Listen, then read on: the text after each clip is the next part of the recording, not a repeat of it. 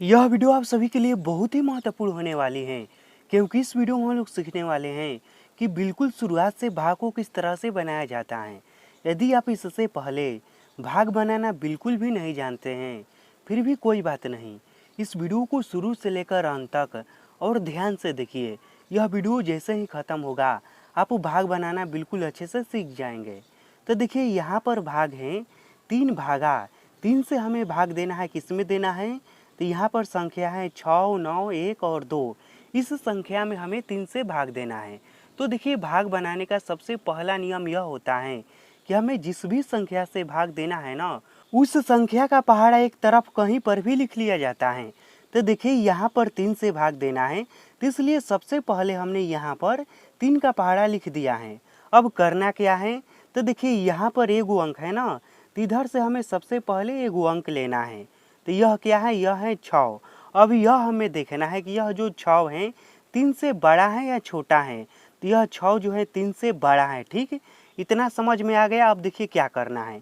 यह मालूम चल गया है कि यह जो 6 है 3 से बड़ा है। बड़ा है तो ठीक है। यदि यह छोटा होता तो हम 9 को भी साथ में लेते, लेकिन बड़ा है तो ठीक है, हम एक ही अंक ले रहे हैं।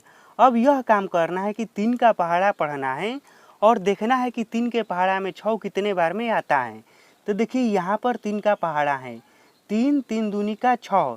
यदि हम 3 के पहाड़ा 1 और 2 बार पढ़ते हैं तो क्या 6 आ जा रहा है। ठीक, तो हम क्या करेंगे, 2 बार में 6 आ रहा है ना, तो इसलिए हम 2 को यहाँ पर लिखेंगे और 6 को यहाँ पर लिखेंगे। समझ में आ रहा है ना क्या करना है? हमने 3 का पहाड़ा पढ़ा है और देखा है कि 3 के पहाड़ा में कितने बार में 6 हैं। तो 3 के पहाड़ा में 2 बार में 6 है, इसलिए 2 को हमने यहाँ पर लिखा है और 6 को हमने यहाँ पर लिखा है। अब देखिए इतना करने के बाद क्या किया जाता है, यहाँ पर घटाया जाता है। ठीक, तो 6 में 6 घटेगा, क्या बचेगा? यह बचेगा 0। तो देखिए भागा में 0 न लिखकर इस तरह से क्रॉस का चिन्ह दे दिया जाता है।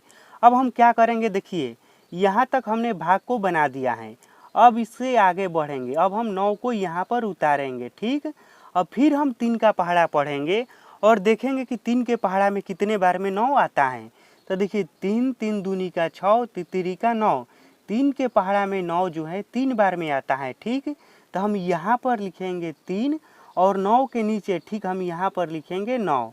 फिर अब यहाँ पर वही काम करना है, इसको घटाना है। तो हम 9 में 9 घटाएंगे, क्या बचेगा? यह बचेगा 0। तो 0 न लिखकर इस तरह से हम क्रॉस का चिन्ह दे देंगे। अब देखिए यह भाग यहाँ तक बन गया है।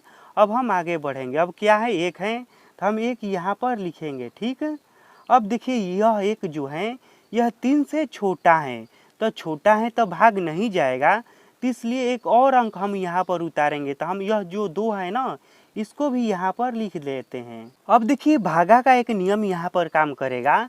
भागा का यह नियम कहता है कि जब एक साथ हम ऊपर से 2 अंक उतारते हैं, जैसे कि यहाँ पर हमने 1 और 2 दोनों को एक साथ उतारा है, तो इधर एगो 0 लगा दिया जाता है। ठीक, अब हम क्या करेंगे, 3 का पहाड़ा पढ़ेंगे और देखेंगे कि 3 के पहाड़ा में कितने बार में 12 आता है। तो देखिए 3, 3 दूनी 6, तितरी के 9, 3 चौके 12। 3 के पहाड़ा में जो 12 है यह कितने बार में आ रहा है? तो 4 बार में आ रहा है। तो यह जो 4 है ना, हम यहाँ पर लिखेंगे और 12 के नीचे ठीक हम यहाँ पर 12 लिख देंगे।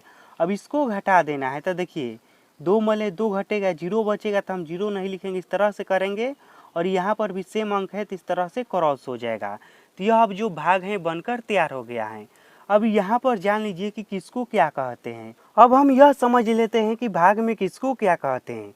तो देखिए जिस संख्या से भाग दिया जाता है, जैसे कि यहाँ पर 3 से भाग दिया गया है, तो जिस संख्या से भाग दिया जाता है उसे भाजक कहते हैं।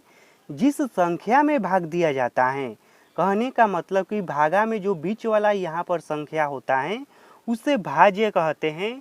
और भाग देने के बाद इधर जो संख्या आता है किनारे में उसे भागफल कहते हैं।